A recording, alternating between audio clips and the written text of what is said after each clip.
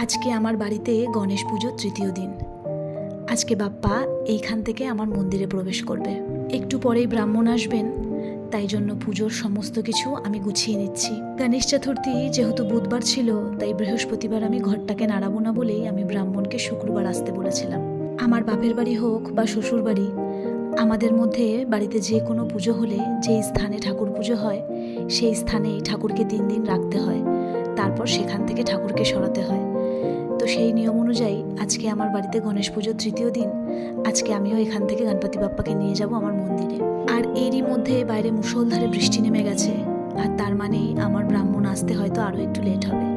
আমি এখানে সমস্ত কিছু পুজোর গুছিয়ে নিয়েছি, এরই ফাঁকে আমি আমার ঘরের পুজোটাও সেরে নিলাম।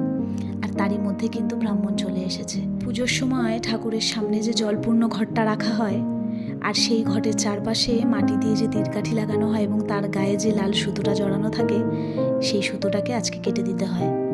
সবার বাড়ির পুজোর নিয়ম তো সমান হয় না, আমার বাড়িতে এই নিয়ম। পুজো সম্পন্ন করে শাশুড়ি মায়ের সমস্ত বাসন পরিষ্কার করে গুছিয়ে রাখলাম, দিয়ে আসবো। মায়েরও কিছু বাসন গুছিয়ে রাখলাম আর আমারও। তারপর ঘটের যে জলটা থাকে সেই জলটা আমি আমার ঘরের প্রত্যেকটা কোনায় কোনায় ছেটালাম। আজকে আমি ঠাকুরের প্রসাদ দিয়েই আমার ব্রেকফাস্টটা করলাম, আলাদা করে কিছু বানানোর আর সময় হয়নি।